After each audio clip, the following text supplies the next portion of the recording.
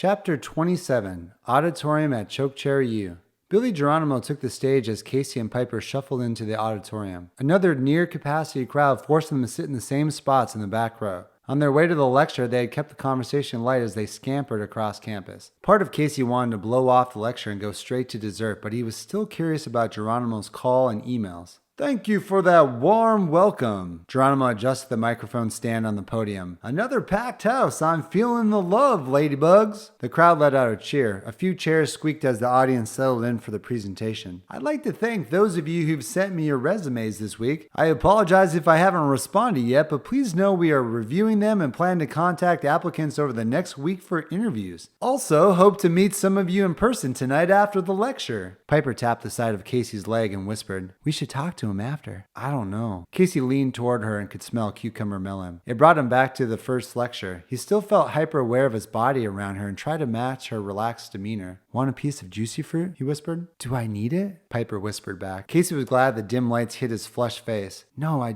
kidding. I'd love a piece. Shh. Person next to Casey said. Sorry, Casey whispered to the stranger. He handed Piper a piece of gum and put two in his mouth. It was mighty Theodore Roosevelt who once said. Geronimo clicked a slide and the screen displayed a picture of Teddy on a horse with a quote next to his picture. I have always said I would not have been president had it not been for my experience in North Dakota. Casey muffled a laugh, thinking of Chucky's butchered version of the quote. Now I know what you're thinking, Geronimo said. I'm sorry to say I'm not announcing my candidacy for president right now. Most of the crowd laughed. Many college students knew more about Geronimo from his viral treasure hunter videos than all the elected officials in Congress. At least not today. A few additional snickers. My point is, Geronimo flipped to a new slide and images of historic locations in North Dakota flashed on the screen. Most people overlook North Dakota, but not Teddy. He knew how important this state was then, and I know what it means to our country's future. Look at some of these images I've captured in my short time exploring the state. The Chateau de Morris Hunting Lodge in Medora, Buffalo Roaming in Theodore Roosevelt National Park, and an Earth Lodge at Knife River that might have been the exact location where Sacagawea lived before joining some of my childhood heroes, Lewis and Clark. Casey's eyes grew wide at the last image. It was a photo of his tour in the Earth Lodge featuring himself in full Park Service attire as he briefed Billy. Piper tugged at his shirt. No way, that's you. Casey didn't know what to say. That was, right before I drove out to Teddy North to meet you. Please be quiet, the audience member next to Casey said. Casey was about to respond, but stopped when Piper leaned in front of him and addressed the stranger. Relax, he's the ranger on the screen, and you'd be excited too if you were featured in this lecture, so chill already. Wow, Casey thought. The side of Piper's breast brushed his rubs as she slid back into her chair. Casey crossed his legs and smiled at Piper. That was so cool, thanks. She winked. Now I know I said I'll be spending more time here in your wonderful state, but there are some pressing matters that I have to attend to at one of my other company locations down south. Don't worry,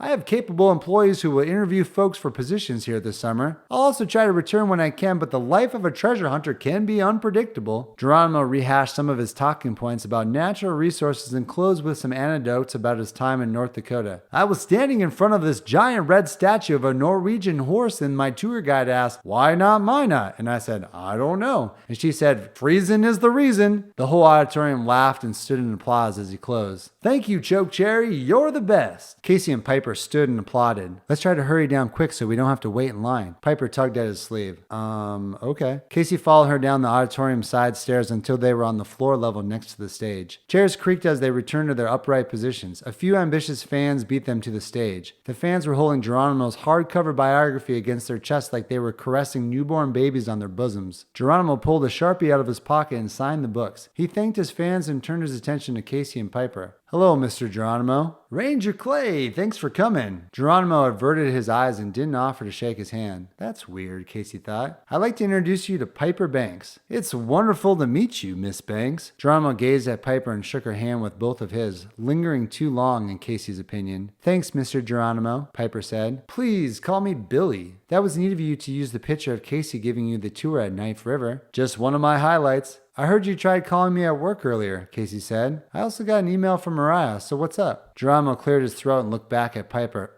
It seems your friend here is confused. The hell? Casey tried to keep his cool. I could show you the email, and I don't think Ranger Beekler would confuse something like that. How come you rescinded your offer to Casey? Piper asked. It's complicated. Geronimo scanned the area around the stage. How do you two know each other? Casey answered, well, we met. Casey's my date tonight, Piper said. I see. Geronimo looked past them and motioned to someone. A hand clutched Casey's arm from behind. Move along now. Casey flung the hand off his arm and saw Alan, Geronimo's security guard, crowding him. What the hell, man? Please exit now. Fine. Piper led Casey to the far part of the stage and out a backstage exit. What was that all about? Casey shrugged. No idea. I don't think the famous treasure hunter likes me as much as he likes my beautiful date. Piper grinned. The state'll be better when he's out of it. Where are we going for dessert? Follow me. Casey studied the map of campus the night before and figured it was a 5-minute walk to their destination. He squinted at the brightness of a setting sun. A sky full of deep pinks, purples, and oranges backdropped the silhouette of campus buildings. They walked next to each other and he thought about holding her hand but chickened out. I've had fun tonight, Piper said. Me too, Casey responded too quickly and they both laughed. I mean, it's been great getting to know you and hanging out. That was a cool trick you did earlier, confirming Gunner's house. Seems like a private eye position at that investigation firm would be right up your alley. Thanks, I think so too. I'm excited about digging into the other stuff you gave me on Gunner. I'm gonna nerd out on it tonight and tomorrow. I'm excited to see what you can find. Oh, I meant to ask you, did you ever try out that new roller coaster at Rough Rider on your birthday? Casey shook his head. No, I poked around next to Gunner's oil site instead. Sounds like fun. Should I ask her to go again? Casey wondered. No, just see what happens. There was a call of a seagull and the splash of water as waves from Lake Sakakawea hit the pier. The horn from an incoming ferry blasted across campus. I think I figured out where you're taking me. DQ? Can't sneak anything past you, Detective Banks. I did some research on this Dairy Queen. Did you know they double dip their dilly bars? I've been here a few times, but no, I didn't know that. Normally get a blizzard, but I've been craving butterscotch. I was thinking we could pick up some dilly bars at the pier and take a sunset ferry ride to the main Chokecherry ferry building. Then we Uber back to campus and call it a night. How's that sound to you? Perfect. I just have to run to the bathroom quick and I'll meet you at DQ. Casey waited for Piper to enter the restroom and he raced over to buy 2 dilly bars and ferry tickets. They met outside the DQ and Casey handed her a butterscotch dilly bar and flashed their tickets. Hey, I was supposed to get desserts. She stuck out her tongue at him. You can pay for something next time. Oops. Was that too forward? Deal, I'm gonna hold you to that. We better hurry, they're boarding the ferry now. They were the last to board the ferry and sat outside on the upper deck. They bit into their dilly bars and lost half their outer shells of butterscotch. Good thing they're double dipped, Piper said. Forgot how delicious these are. Casey watched their pier shrink as they took off across the lake. The lake's water mirrored the sky as the sun's hue dimmed from bright yellow to a deeper gold and sunk below the horizon. As they picked up speed, it grew colder. Should have thought of that. It was his first ferry ride and he realized they were the only two on the upper deck. Should we go inside? No, I'm okay. Piper nestled into him and he put his arm around her. The ferry's engine was loud and it was difficult to talk. Casey looked out past the Garrison Dam at the looming downtown skyline of Chokecherry. Some buildings had stunning modern architecture reminding him of Center City, Philadelphia. He took another bite of his bar and watched Piper slide hers back into the little white bag it came in. I didn't think it would be this cold. Piper gazed up at him. She had some ice cream on her lip. Really? It's okay.